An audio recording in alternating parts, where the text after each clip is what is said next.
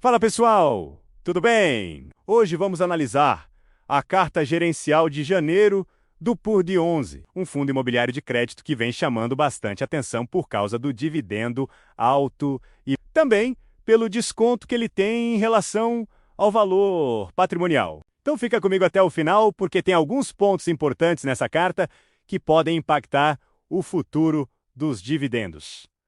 Vamos começar pelos números principais do fundo. Hoje o PURD 11 está com a cota por volta de R$ 8,21. O valor patrimonial está em aproximadamente R$ 9,55. Isso significa que o fundo está negociando com um desconto de cerca de 14% em relação ao valor patrimonial. Para fundos de papel, isso já começa a chamar atenção. Agora falando de dividendos, o fundo distribuiu 10 centavos por cota referente ao mês. Nos últimos 12 meses, o total distribuído foi de R$ 1,14 por cota. Com a cota atual, isso dá um dividend yield próximo de 14% ao ano. Ou seja, é um rendimento bem acima da média do mercado de FIIs. Outro ponto interessante é que o fundo ainda possui cerca de 7 centavos de inflação acumulada que ainda não foi distribuída.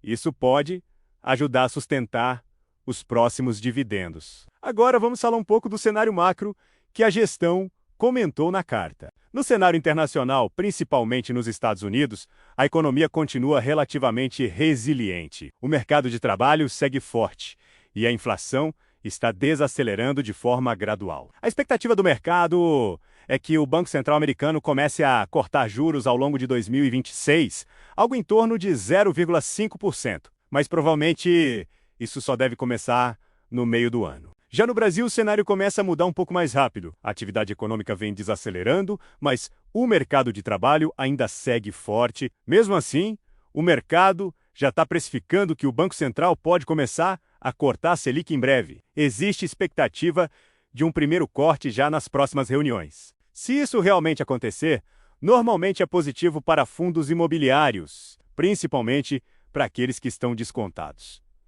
Agora, entrando na parte da carteira do fundo. Durante janeiro e início de fevereiro, a gestão continuou fazendo aquisições no mercado secundário. Eles aumentaram posição em alguns CRIs importantes, entre eles o CRI da Ânima. Também aumentaram exposição ao CRI da Apvida com taxa de IPCA mais 10,5%. Essa é uma taxa bem interessante. Além disso, aumentaram posição em um CRI da Patrimar. Por outro lado, o fundo liquidou o CRI São Carlos. Outro evento relevante foi a amortização do CRI Alegra Pacaembu. Essa amortização gerou uma entrada de caixa de mais de 15 milhões de reais para o fundo. Isso representa mais de 4% do patrimônio. Além disso, essa operação ainda vai gerar prêmios adicionais ao longo do ano que serão distribuídos aos cotistas. Mesmo com essa amortização, o fundo reinvestiu parte do dinheiro em uma nova emissão ligada ao mesmo projeto, com taxa de CDI mais 4%. Agora vamos olhar a estrutura da carteira. Hoje o fundo está praticamente dividido entre ativos indexados ao CDI e ao IPCA. Cerca de 49% da carteira está atrelada ao CDI e aproximadamente 47% está atrelada ao IPCA, ou seja, a carteira está relativamente equilibrada entre inflação e juros. Falando do retorno médio dessas operações, o spread médio está em torno de CDI mais 4,2%. IPCA mais 9,8%. Essas são taxas bem fortes para o padrão de mercado atual. Outro ponto importante é a duration do fundo.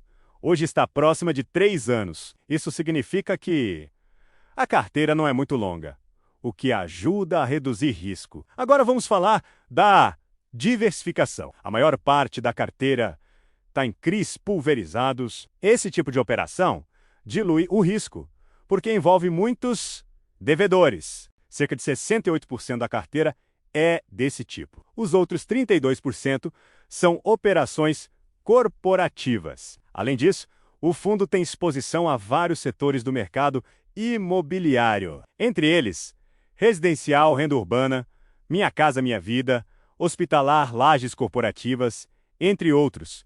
Isso ajuda a reduzir concentração de risco. Mas nem tudo são pontos positivos. Um ponto de atenção é o nível de caixa. Hoje, o fundo tem cerca de 21% do patrimônio em caixa. Isso pode impactar os dividendos no curto prazo, caso esse dinheiro demore para ser alocado. Por outro lado, também pode representar oportunidade se a gestão encontrar boas operações. Outro ponto que vinha preocupando alguns investidores era o CRI da Novo Mundo.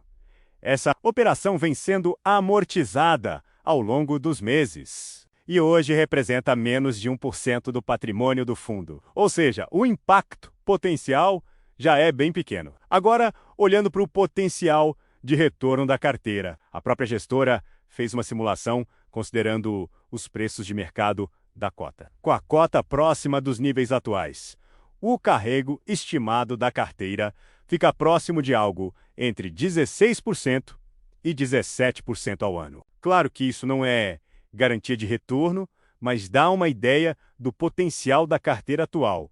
Resumindo, a carta. Pontos positivos do fundo: dividend yield, elevado cota, negociando com desconto, carteira diversificada, taxas altas nos CRIs, duration, relativamente curta ponto de atenção, nível de caixa alto, parte da carteira com risco corporativo gestora ainda em consolidação no mercado. De forma geral, o Por de 11 hoje parece um fundo de crédito com perfil de retorno mais alto, mas também com risco um pouco maior que os fundos mais tradicionais do mercado. Então, ele acaba sendo mais interessante para quem busca renda e aceita um pouco mais de volatilidade. Mas, claro, sempre vale acompanhar as próximas cartas e a evolução da carteira. Porque em fundos de papel, a qualidade do crédito faz toda a diferença no longo prazo. Se você quiser, eu também posso montar uma análise completa de risco do Por de 11 em comparação com outros FIIs de papel. E também ver se o dividendo atual é sustentável. Isso ajuda bastante quem está pensando em investir no fundo.